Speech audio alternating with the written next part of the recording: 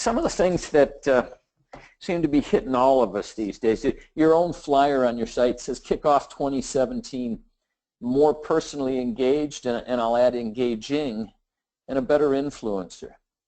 And especially about the idea of influence, and that's whether you're teaching or parenting or managing. Effective influence in the 21st century. It's a different world. It's a different world for many of us. And so what we'll do is we've got a lot of ways of doing a few things. And matter of fact, I think what I'll do is give you an idea here of what's coming.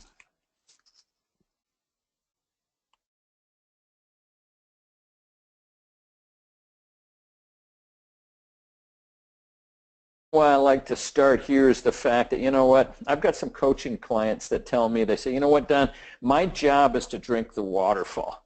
That's all I do every day. And matter of fact, I don't have a choice. There's no breaks from drinking the waterfall. There's no excuse not to drink all of the waterfall.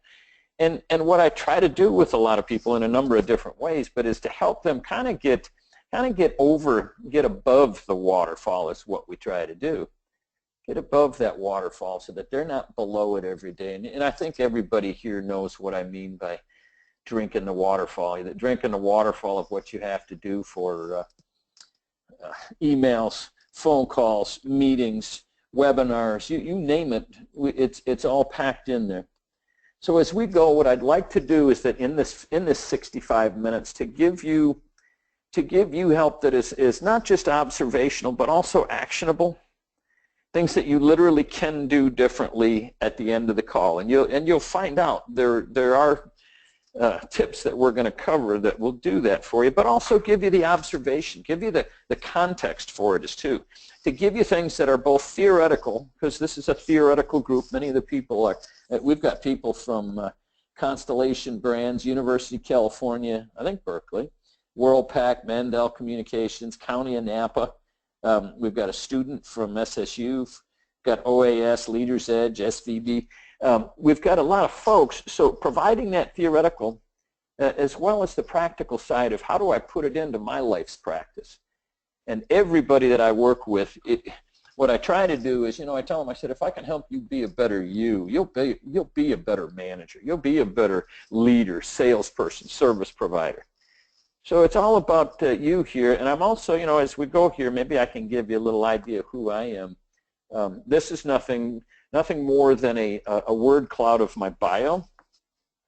And you can see there, I mean, when you do a word cloud, the things that come up more often are the ones that are larger and so on. So it just gives a little bit of frequency, but you can see what I'm surrounded by too.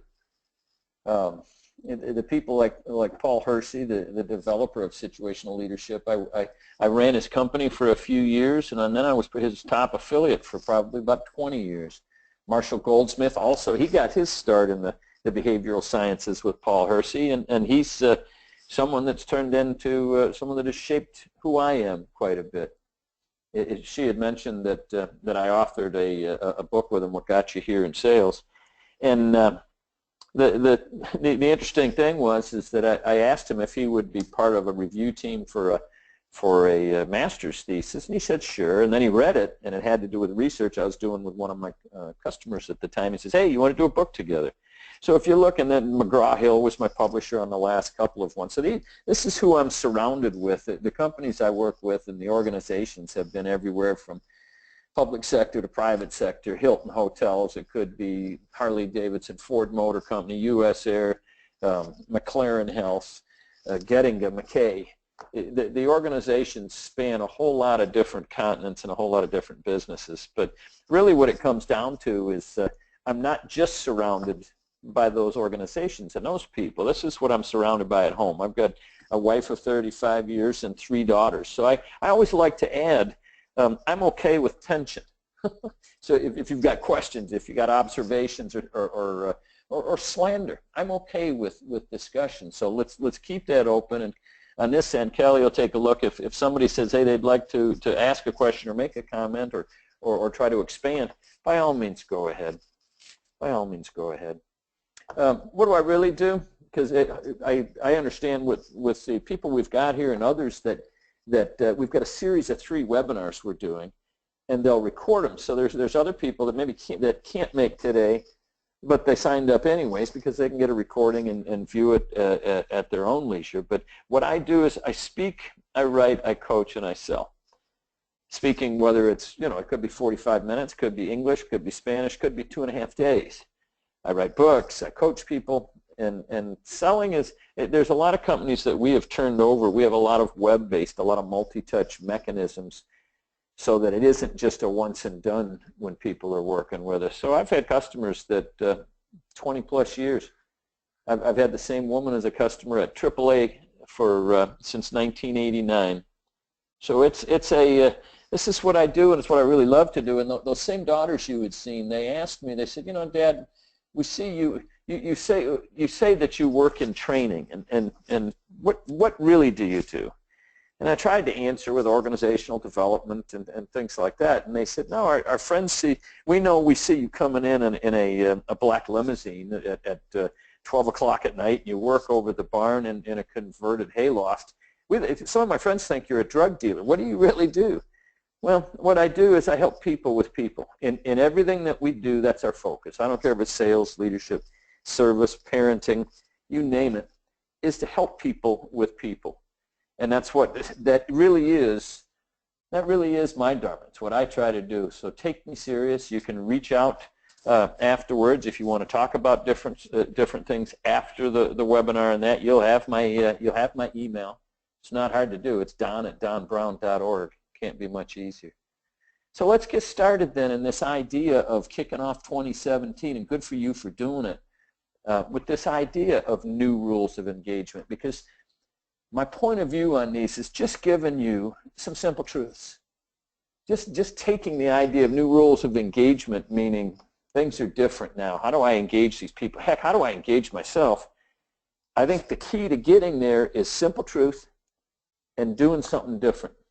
When I work with groups now, I say, you know what, I'm in the business of doing something different. And if you don't do something different afterwards, then we're not getting there.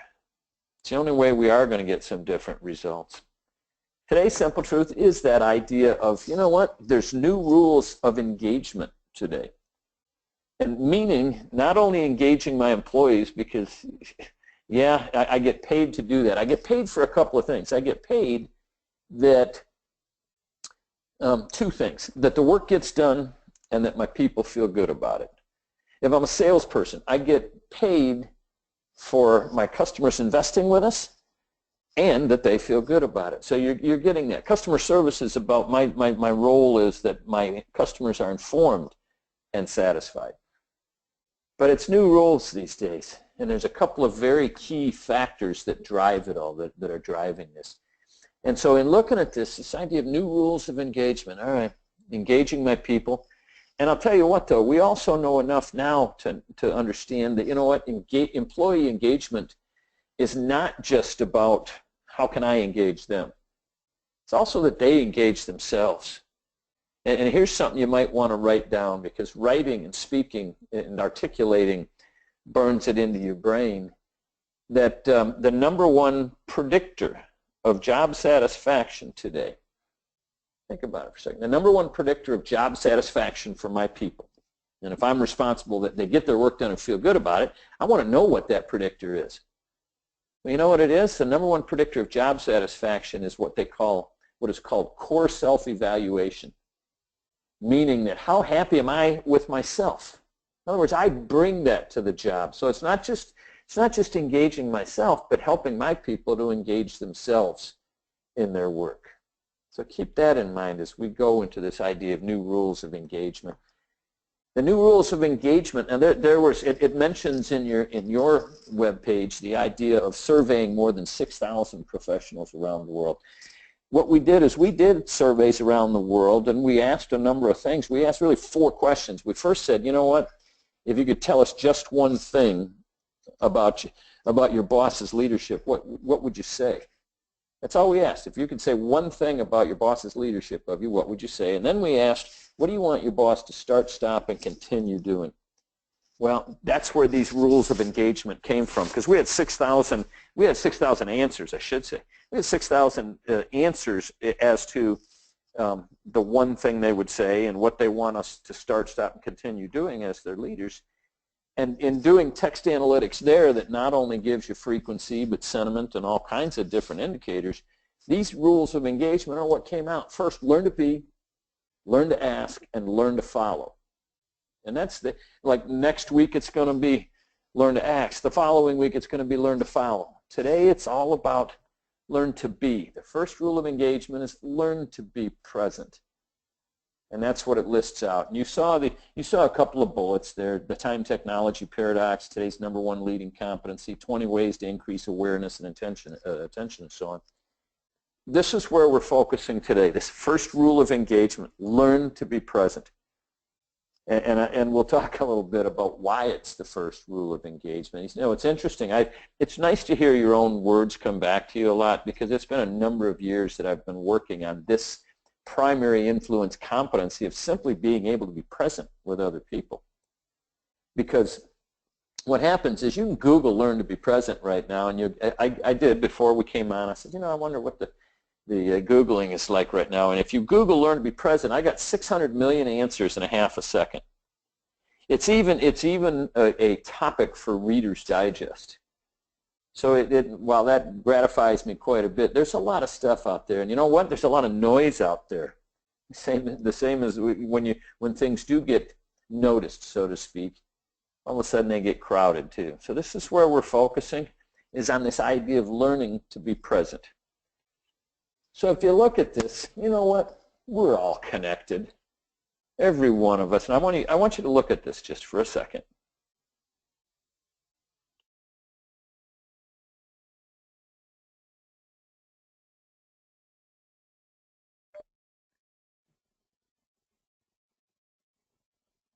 This whole planet is connected. If we look at it, there's almost 5. Well, matter of fact, the data probably is even, it's probably changed. It's even more. But even at the time of this writing, 5 billion cell phones, 7 trillion texts, 1.5 billion functioning televisions, which means, if you think about it, that those televisions, there's actually 10 million television channels. So on any given day, there's 240 million hours of programming that's going out.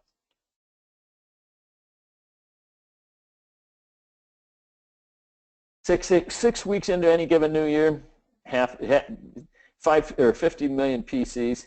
And I was going to say, too, the pace of all this going on, the first billion personal computers took 27 years. The second billion sold in 7 years. And the third billion and the fourth billion. And you start looking at this, and we are all connected. There's absolutely no doubt in anyone's mind about how connected we are on today's planet. Matter of fact, there's even some other ones that say that there's a significant percent of people on this planet, maybe even the majority of kids, that own cell phones but not books. Think about that. So in terms of technology and where we're going, we're all connected. I want you to look at this for a second too. This is what a wonderful graphic this is. 2 million searches any given minute on Google. 70 new websites. 15,000 downloaded on iTunes. 3,600 photos every second. Not every minute, every second. Every minute there's, 10 or 15,000 new Pinterest users. My thought is do we really need that many recipes? But that's another question. That's for another one. But look at this. We got 17,000 transactions every minute at Walmart. You look at all the things, 300,000 tweets, and I'll bet you that's low right now.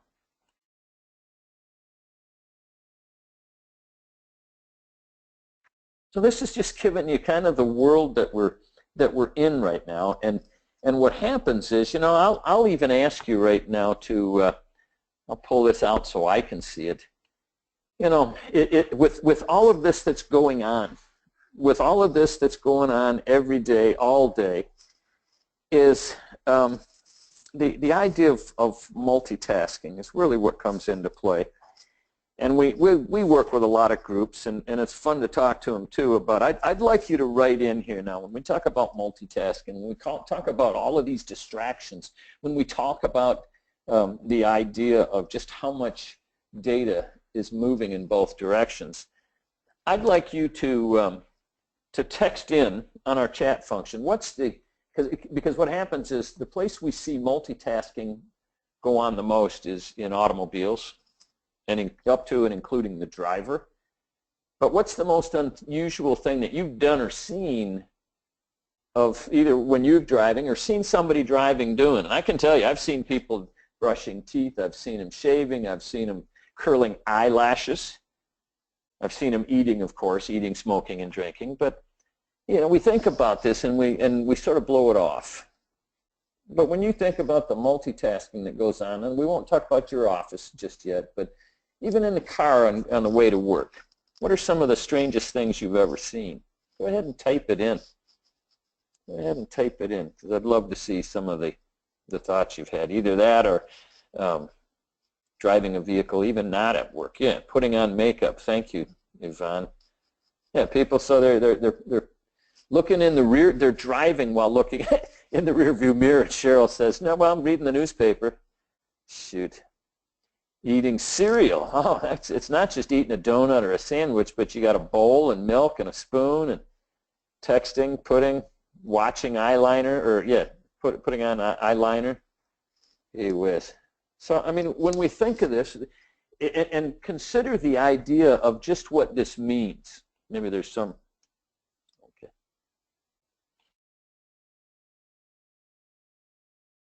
Just think about what some of this might mean. And Cheryl, you're Terry, yeah, I know that. It came up as Cheryl.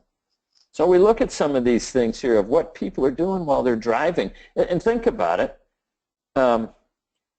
Yeah, Terry's also saying, you know what, we're connected and disconnected. That's where I'm going with this. You've got this world where we're trying to multitask to the point of infinity. Even when we're driving a vehicle of several thousand pounds at you know, 60, 70, 80 miles an hour, we're doing this multitasking. And what's happening is that we're not doing any of it well. Imagine what that person's eyeliner looks like when they get to work. Maybe some people get pretty good at it. But when I think of it, I'll ask you the question, you know, how many, let me ask you this, how many items can we do at the same time without a degradation in efficiency or effectiveness? One. So we look at that what comes out of this is we've got this, and thank you for that note of being connected and disconnected, because where I'm going with that is what I call the time technology paradox. I'll move that communication panel out. The time technology paradox, this hardware and software and wetware, that's what computer people call our brains, our wetware. They're intertwined. You can't pull them apart anymore. We need the electronic companions that we have. Problem is we're losing the ability to connect with each other. We're losing the ability to connect with each other. And that in itself, and some of the ramifications of that, some of the ideas of, well, what does that mean? I won't even go into that, because like I said, you can get 600 million items in a half a second around learning to be present. So the fact is, we all know that we're having problems with it. What I'd like to do is to move us into what do we do about it? What might we do different? So the way to do that, of understanding that, is to get what I used to call operational definitions. Paul Hersey, as a boss and a mentor, he used to always talk about operational definitions. Get some information down that defines it for us just right now, while we're operating, while we're doing this 60, 75 minutes. So in doing that then, let's move this idea of that, yeah, we're losing the ability to connect with each other, and the world, this world of technology, it's not that we can change it. None of us on this call right now, none of us can do without our cell phones, without our smartphones, our smarter than iPhones. You know, there's so much that it's called shadow work. There's so much that all of us have to do now that someone else used to do. When you go to an organization now, what do they tell you? They say, well, you know, if you want some service, go to our website and do it yourself. So we can't do without it. I understand that. Well, but if we can understand this idea of our inability to be present, of our inability to be able to communicate and connect with one another, if we can understand what's going on, we can also then figure out some things. What should I do about it so I'm not doing such a job of it? Let me ask you this. What do you think the average time is that a parent spends with their child, all electronics off, in a week? And you can go almost any age group. What is the average amount of time that a parent spends with their child during a week with electronics off, totally off? Guess what? The average is 15 minutes. We're losing the ability to connect with each other. It's not judgment. I just know that if we aren't connected with one another, if we aren't paying attention, if we aren't present,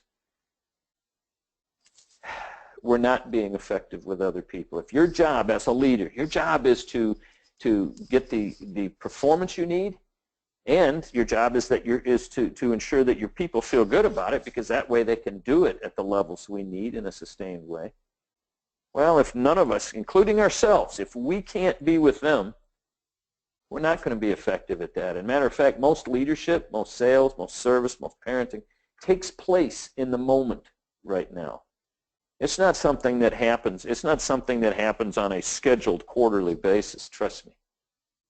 And matter of fact, we have even with our customers, we have some healthcare providers we work with, hospital systems, that they talk about, they're doing lean engineering right now, and they talk about the idea of value streams in their business. How do they identify them? How do they maximize them, and so on?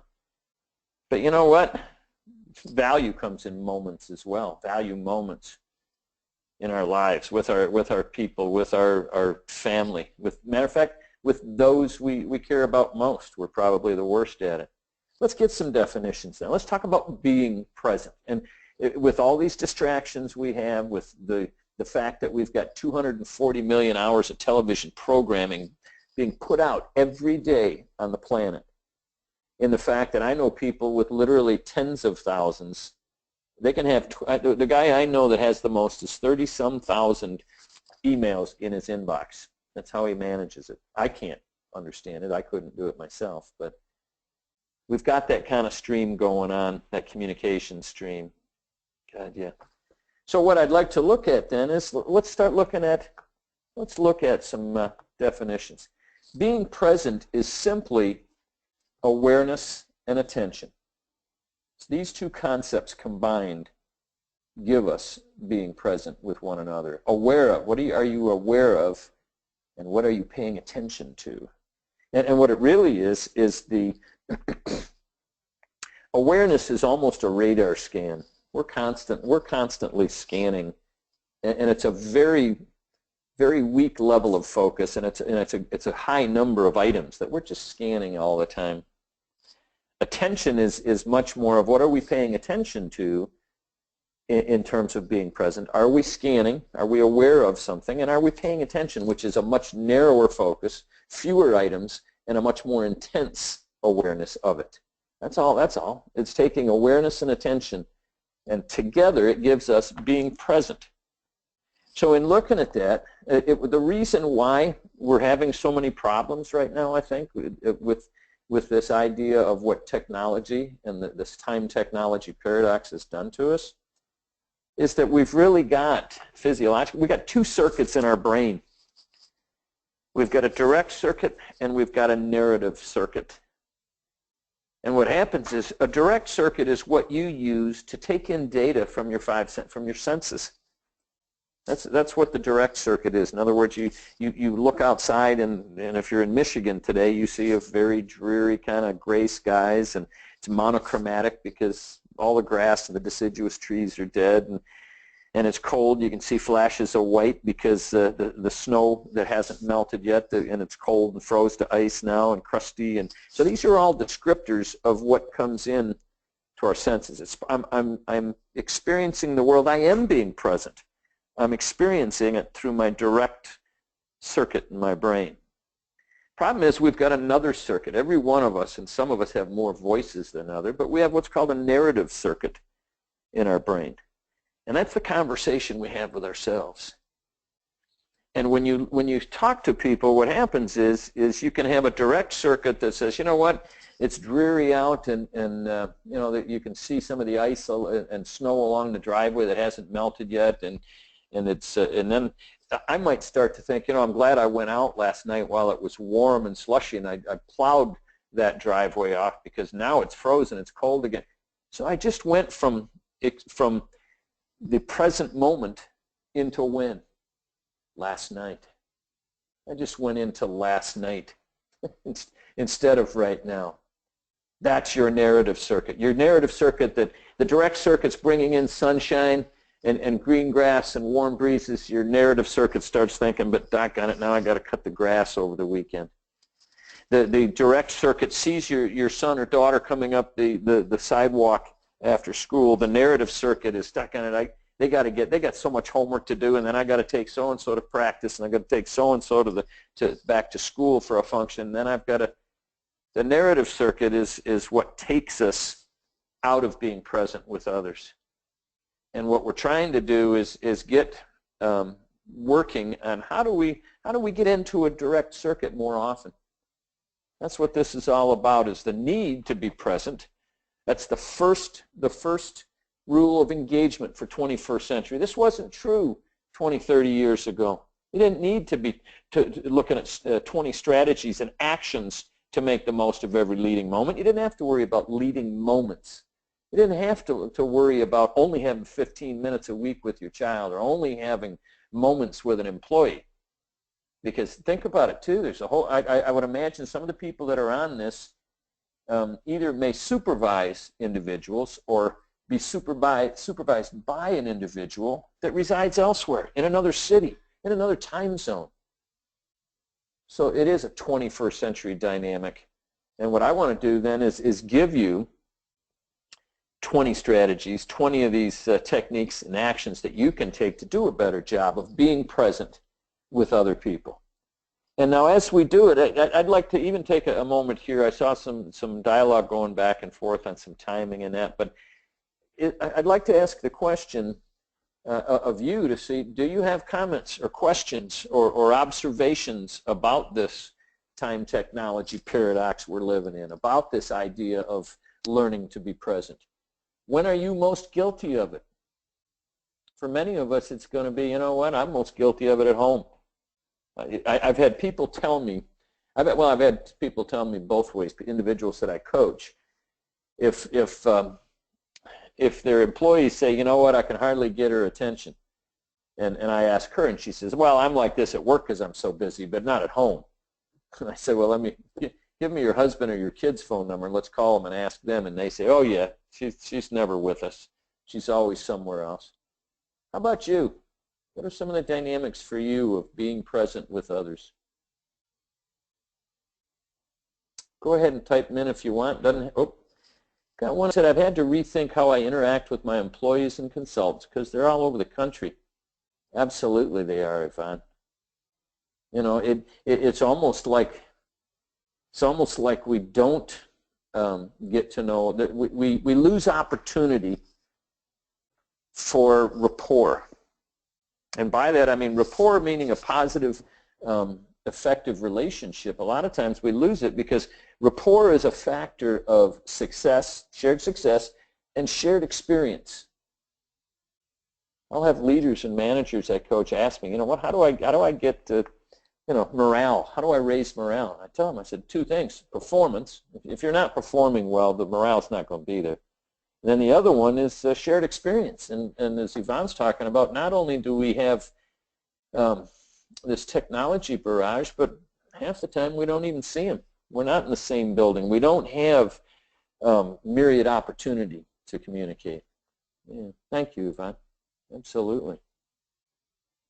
So in looking at that then, it's this idea of considering learning to be present and taking advantage of the few moments I get. You know, in Yvonne's case, it means that they're in different time zones, they're in different parts of the country. So I'm getting one call a week. I've got all kind of folks that work and they say, well, I set a call every other week. Yeah. Yeah. Oh, Yvonne's saying she had a personal assistant for several years before she ever met her in person. I've got these individuals that I coach. I can be working with them for 6, 8 months and then never meet them. It can be a 6 or 8 month engagement and we never meet. So absolutely, it's how do I make sure I can, not only the fact that we're all so distracted and scattered, people that are getting, that tell me I didn't sleep last night, and then they admit later, well, I was doing email at 2 a.m. Or that they leave the phone on the bed next to them on. They take it to bed with them on, so that there is it can be either an auditory or some sort of sensory notification that tells them they have communication when they're allegedly sleeping, and we wonder why we're tired. Well, let's get into them, some of these then. The idea, 20 strategies to make the most of every leading moment, is in working with a lot of people in academia, in functional counseling, especially in brain science these days, and finding out, because now we can learn what goes on in our brain before we die. We don't have to just cut it open and do slides when we're done. We can actually see what lights up and what's going on while somebody's living. Well, we've done a lot of research into what is the best way to learn to be present. The first one is what we've been talking about. Let me give you some of these, and Kelly, let me know if somebody wants to, if Yvonne or anyone else would like to discuss some things and open up their microphone. First one I've got, though, is activate your 5 senses. If you want to bring yourself into the present, think about it. And this has sight, sound, smell, taste, and touch. But think about it. If you're driving a vehicle and you're tired, you're on a long trip, if somebody says to you, well, am I dreaming? Pinch me. Well, what is that doing? Pinching myself, slugging myself in the leg, pinching myself is activating one of my senses, the sense of touch, the sense of pain, actually. And it's a pretty good one to bring me into the present moment, but there's other ways to do it. There's other ways that you can breathe. You can start visually noticing what's around you. You can take a deep breath through your nose. So somehow because when you activate the 5 senses, even just for a moment, it will silence the narrative circuit. Activate your 5 senses. And what I'd like you to do too, and I'll show you right here on the screen, you'll notice that on these typing in messages, as we go through, I'd like you to react to some of these tips and actions you can take as to that one. I think that could work for me. Tell me that it'll work for you. I'd like to, we kind of do informal research all the time to find out which ones are the ones that people look at and say, you know what, I can do that. That'll work for me. So please feel free to type one in here in the chat function. So we got the first one, activate your 5 senses. Next one is to literally approach those you interact with. If you're working with somebody, each culture, each country essentially, but each culture has its own space. And we have them in North America. We have them, it might be a little closer in Latin America. It might be, even in North America, everybody knows the close talker. Everybody's got one in the family. But as a way to bring yourself, this one is kind of a twofer. If you approach somebody, what happens? If you think about it, if you draw nearer to someone, if you get closer to someone, what happens is part of our limbic brain reacts. As a matter of fact, the next time you meet somebody, you want to know how they feel about you. When you shake hands, move in just a bit. I don't mean creepy, move in, but move towards them just a little bit, close the space a little bit, and see what happens. Because what it does do is if they remain, they're comfortable with it. If they even close even a little bit more, they're very comfortable with you. If they move back a little bit, they're not too comfortable. But what it does do is it brings you and them into the present. So approaching someone physically and closing space and not having it so that it's much easier if we're sitting 15 feet apart in a room and we've got a television on and we're in different chairs, what's the likelihood of us having much interaction or conversation? Probably pretty low. Approach somebody you interact with if you want to bring yourself and them into the present. I'd say too is to, let me get rid of this here, as you are interacting with others, audit what's called your CPA. Your CPA is what we call your continuous partial attention. In other words, that radar that's scanning the room, scanning the area, audit that. See what you're paying attention to. Because what it does do, when you audit your CPA, in other words, where you pay attention to what you're paying attention to, it'll intensify it. It'll narrow that focus. It'll narrow and intensify the focus. As you do that, it brings you into the present. Another one, too, is to befriend the people you meet and the people that you already know. If you want to do a better job of being present with somebody, learn about them or disclose about you. Another one you might want to write down. Learn about them or disclose about you. Because what happens is you've got, all else being equal, people like to interact with people that they know. People like to interact with people that they like. Got another one that says this works. How often do we just sit talking to someone instead of only interacting through email? Clears up confusions, answers questions. For you, it's that idea of looking here to Terry. Yeah, how often do we find just talking to someone instead of only interacting through email? Yeah, the fact that we don't have to have 10 emails that go back and forth. We don't have to text back and forth in cryptic parts. We can take 5 minutes, and matter of fact, we might even enjoy it. That's another one that's simple. In terms of bringing us into the present, talk to them. Absolutely, Terry. Absolutely. Just talk to that individual.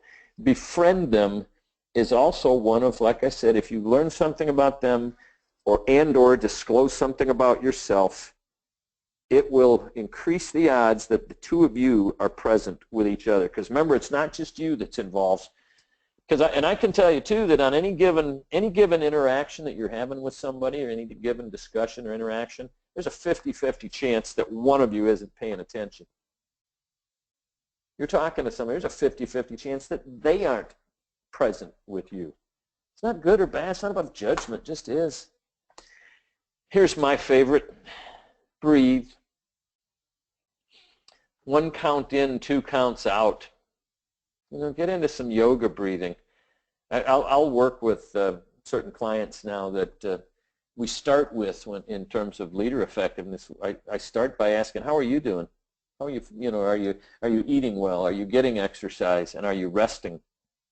Well, one of the things I recommend with a lot of them is yoga, and a lot of that has to do with breath, with breathing. Yoga is about moving around our breath. And what happens is, in terms of being present, it does 2 things. One, if I take a breath, I'm activating one of my senses. I'm hearing it. I'm feeling the breath.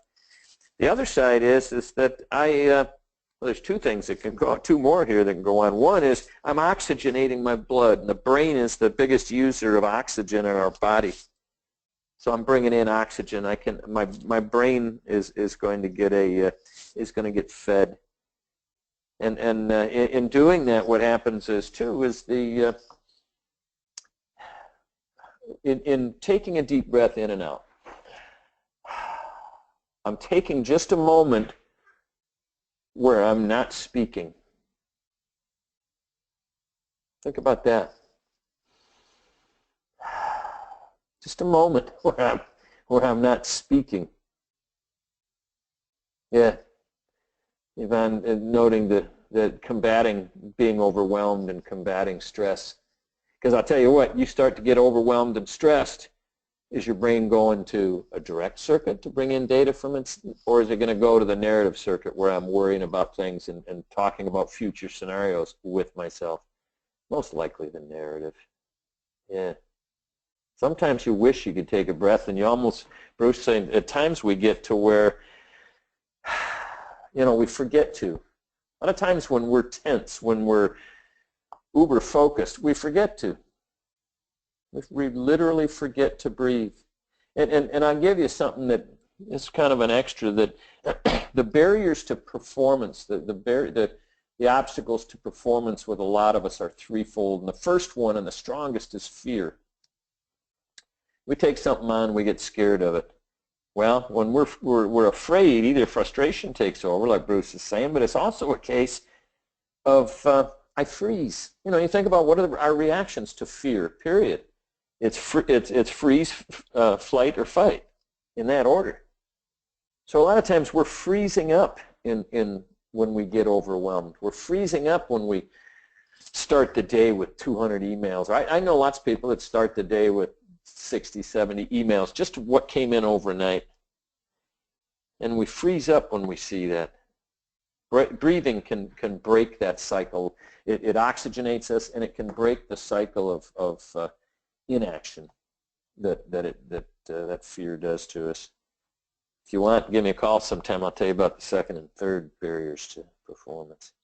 The other thing I'm going to say, especially for those of you with that idea of the people that I have in different places and so on, feel free to cancel meetings.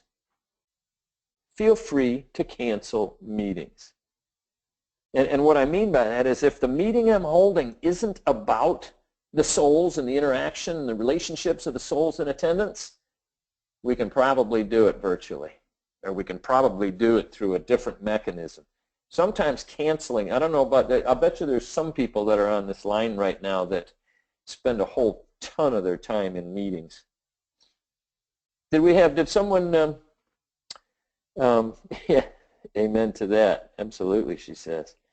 Did someone wish to add a comment to that? I didn't know if I heard a microphone engaging or not. It's fine if we didn't. But consider just canceling the meeting. You know, how many times have you heard someone say, "Boy, we pulled the plug on that meeting way too quick"? Not too often. Not too often. And if you look at this, condition your physical being. Like I said, the first thing I start with is, how are you doing physically? And that's made up, if you want to write it down, it's made up of fuel, movement, and recovery. What kind of food, what kind of fuel are you putting in? What kind of movement are you getting? And what kind of recovery do you get? Because there was one time where I had gone to the doc and I said, yeah, I'm probably about 5 or 6 pounds heavy. And when they weighed me in, I was, compared to 12 to 18 months previous. And he started talking. We talked for quite a while about what's been going on the last year and so on. And it was through shepherding a mother through dementia and having to find the right institutions and the right medications and selling her place. And I mean, it was a full-time job, trust me. And he said, well, you know what? You probably ain't sleeping, are you? And I said, nope, not real well. And he says, that's what keeps the weight on. If your body can't recover, if your body can't rest and process what you put in it, then conditioning your physical, if you don't get the recovery, it's not just movement, it's not just working out, it's not just I eat good stuff and I work out, but I don't sleep. I had one client, I said, how you doing? He says, hey, I work out every morning, I eat well. I said, well, how you sleeping? He says, not good the last couple of years. So if you want to do a job of bringing yourself into the present, not only present with other people, but that physical being, conditioning that does a great job of doing a better job of being physical with, or being present with yourself. You know, you get out there and do something where you're sweating and breathing hard, you know, now you start paying attention to yourself. Start paying attention to yourself. Anyway. Here's another one. Dedicate time and attention to somebody you're with. Literally, specifically, tell them, hey, let's sit down for a minute. I want to spend time just on you. And in doing so, you know, it dedicates it to them, and it has an impact on bringing someone else into the present. Not only are you doing it because you're making a commitment, but you bring them into it. At the same time, disconnect from annoying technology. I mean, you want to know the one that's the number one that different groups and different participants, you can have 100 people in the room and probably 50 pick this if you say out of these 20, pick 3 of them, this will be one of them for half of those people in that room.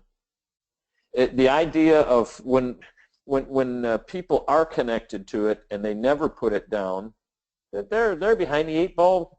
They're behind the 8 ball to begin with. And let me add something else to this. Let me add one more point. Not only disconnect. Whoops, what happened there? There we go. Not only disconnect. There we go. But formalize your communication practices. By formalize, I mean when we do workshops, and tell me if you can chat and tell me if I was off the grid for a week. Felt good. Tell me if I'm being harsh with this. But when we do workshops, we might spend 12 days or 12 hours together because we find 1 day is not enough and 2 is too many.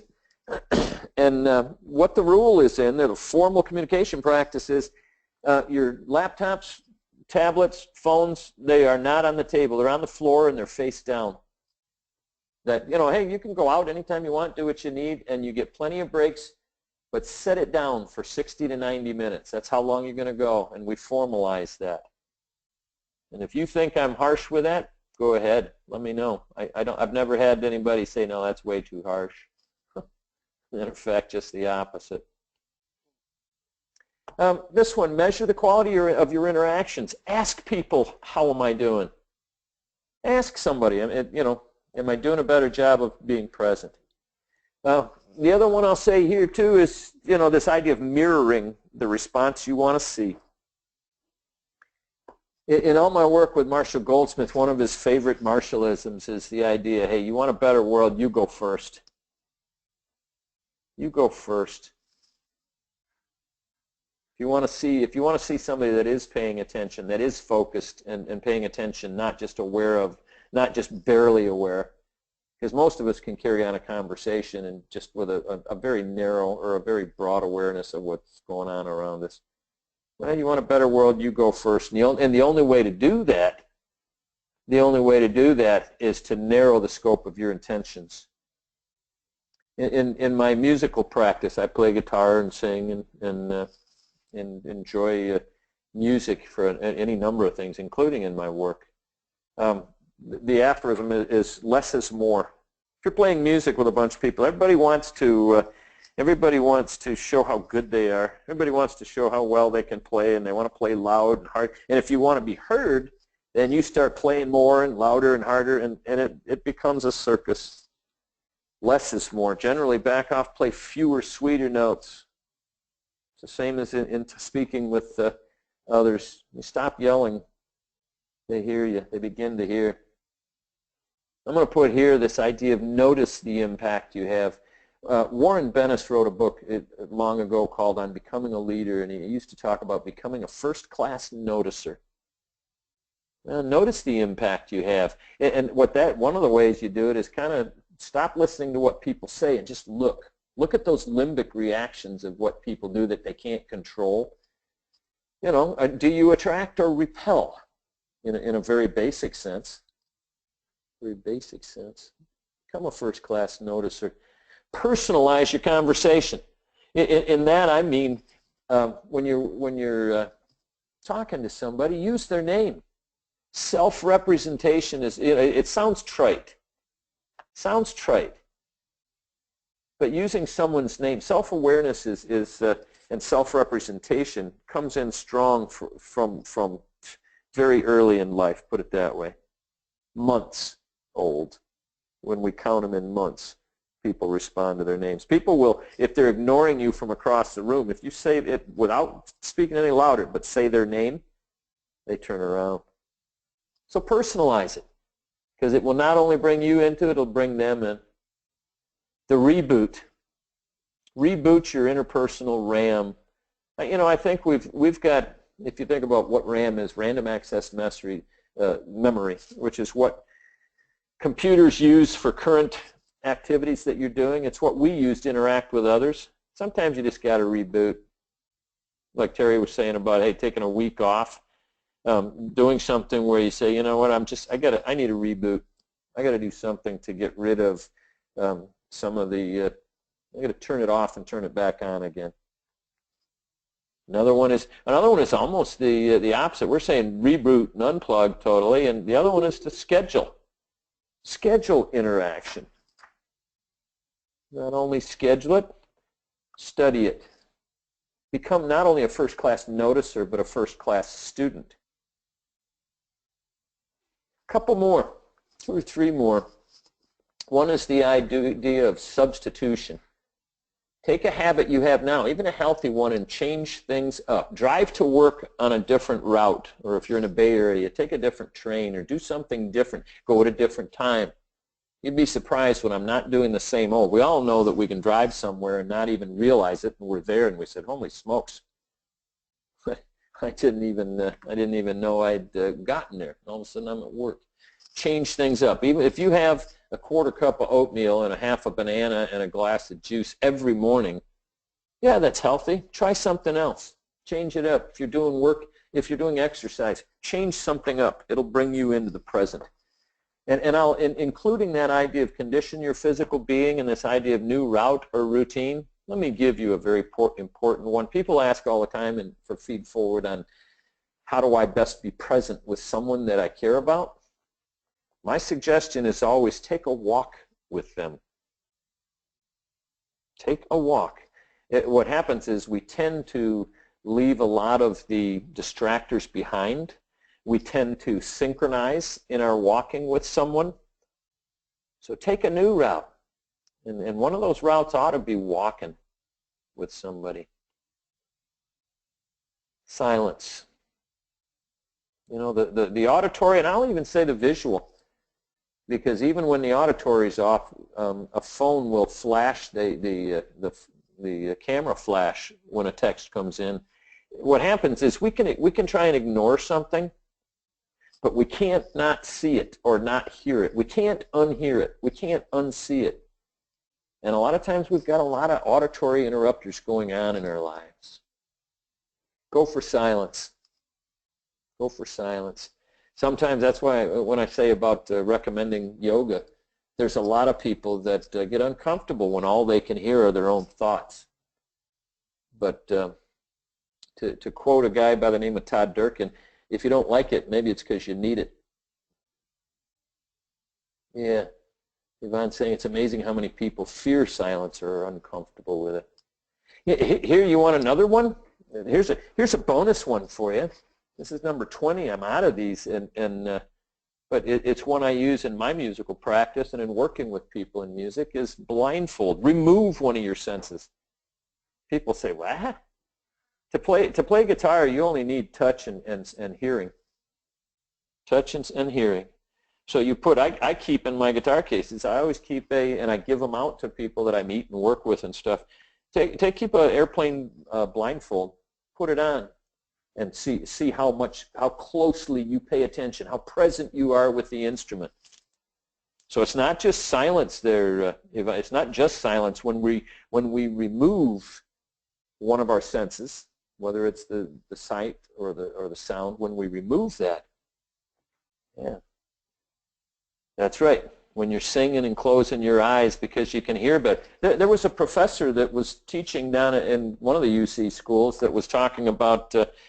You're a big auditorium, 100 people in it, and the lights went off, including the projector in that, and he kept talking because there's no danger to it. And one of the students had said, "Excuse me, Professor, I can't hear you in the dark." I'm saying go the opposite. Strategically remove different senses in that. And if by going to the website, I gave you my email. If anybody would like to talk further on any of this stuff, and I got a couple more I'm going to give you, but in this first rule of engagement is learn to be present. You want to be more effective with other people? Learn to be with other people. Learn to be present with other individuals. Yeah.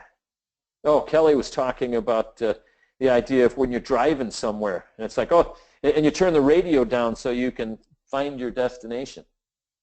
You're looking for a storefront. You're looking for an address. I bet, let me take some of the auditory noise out. Sometimes in playing music, I take the visual noise out. So in doing this, you can go to donbrown.org and you can put in your email there and it'll send you. And you can unsubscribe and say, just send it to me, and then you can unsubscribe from it. But it'll give you all of these tips listed out with a little bit of information on each one. Here's one other another tip I'm going to give you as we look at ways to particularly fight this time technology paradox in learning to be present, and that is this. I tell people this all the time, the 3 uns. Unfollow, unclutter, unsubscribe. First of all, unfollow the people that provoke. In other words, what happens is on a lot of the social media, there are people that they post to provoke. And it gets what it does is it takes that and puts it front and center in my mind. Why? Because it gives it an emotional anchor. And it gives me the emotional anchor of anger. I'm mad now. So it anchors that with me, and if you want to do a better job of getting out of that narrative circuit where you might not be saying anything out loud, but you're in your mind, you're saying, what an idiot. And I just unfollow those individuals. Unclutter, what that one is unclutter is to remove apps. How many people and how many organizations, what the organizations are trying to do is to they are trying to get an app on your phone. They want their brand in front of you. I've had people that want us to take some of our programming and put it into apps and stuff, and I said, well, we already do it through podcasts, and we already deliver things daily for 5 weeks in our daily series, and that we do it right to their smartphones, and they say, yeah, but your brand isn't in front of them. My thing is get those out of there. You don't need to. The only reason why they want you to do that, the only reason why they want you is to put it on your phone so that their brand's in front of you.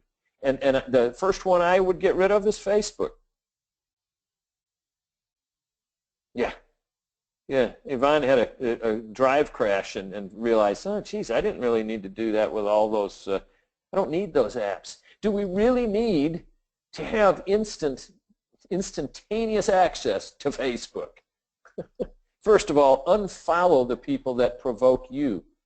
There's no, just unfollow. You don't have to unfriend them and offend anyone. Just unfollow them. All of a sudden you find that the social media landscape is pretty barren. Once you unfollow the individuals who make you mad, all of a sudden it's pretty barren, pretty boring. Unclutter your electronic assistant. You need the phone. You need the smartphone. But you don't need all those apps. Take them off. And then the last one I have is unsubscribe. And what that is if nowadays I probably get 1 or 2 junk emails per week, which is just non-existent. Why? Because I took about a 2 to 3 week period of every time I got a junk email, and even out of my junk folder, I just went into it, found the unsubscribe, because sometimes they try hard to hide it, as you know. Unsubscribe it, unsubscribe it.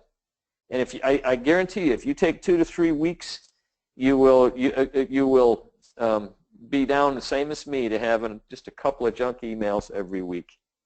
And because it's the same thing, even if your junk filter might catch it and it throws in there, and I know every one of you, because of work you do with clients and with important people, you check your junk folder to find out, hey, is something going to spam that shouldn't be. You can't unsee it. When something comes into your inbox and it's junk, you can't unsee it. Even if you just swipe it to delete it, you still saw it. It's still burned. So to me, my last is to unfollow, unclutter, unsubscribe. So I unsubscribe. So that's the last I'll say about those. What I will do too, and I'll turn it back over to Terry here for a couple minutes if she would like, is to say we'll see you at next Wednesday at 11:45 Pacific for the second rule, which is learn to ask. And I'll give you a little preview. Again, it was a lot of the research we do into the effects of 21st century leading deals with the fact of lack of empathy and blossoming narcissism. And what that does, and the idea of, if you look at what got you here won't get you there, one of the things that comes into play is what got you here is probably ego. What will get you there is more empathy. I don't mean ego leaves us, but the traditional thing of I got to do it and I got to do it myself, that's the lens that's got to change. That's the paradigm that has to change. So, you know, I look forward to it. It's fun. You can tell I get excited about this stuff, and it's what we do. It's how we help people. If nothing else, I hope out of those 20, and actually 21 with the unfollow, unsubscribe, unclutter, I hope there's 2 or 3 of them in there that you say, you know what, I can incorporate that. Matter of fact, I'm going to get Facebook off my phone. I'm going to get Twitter off my phone. All these things that we feel we got to have access to, and all it does is take us away from our work. It takes us from the people that matter to us, the ones that matter a little, the ones that matter everything to us. Thoughts, comments, or slander on your part? If not, gosh, I wish you well. Is there anything, Terry, that you would like to do to close this out? It's 4 minutes ahead of time, and I always like to give people 4 extra minutes rather than go over. Well, I have a question. Sure, absolutely. So when we're practicing our how to be present, what do you suggest, how do you suggest we handle it when people are surprised, or the response that we might get from others who are like, what's going on with you? What do you mean? Don's acting weird. Yes. Who snatched you? Yeah, who are you and what have you done with my father? Yeah. Right.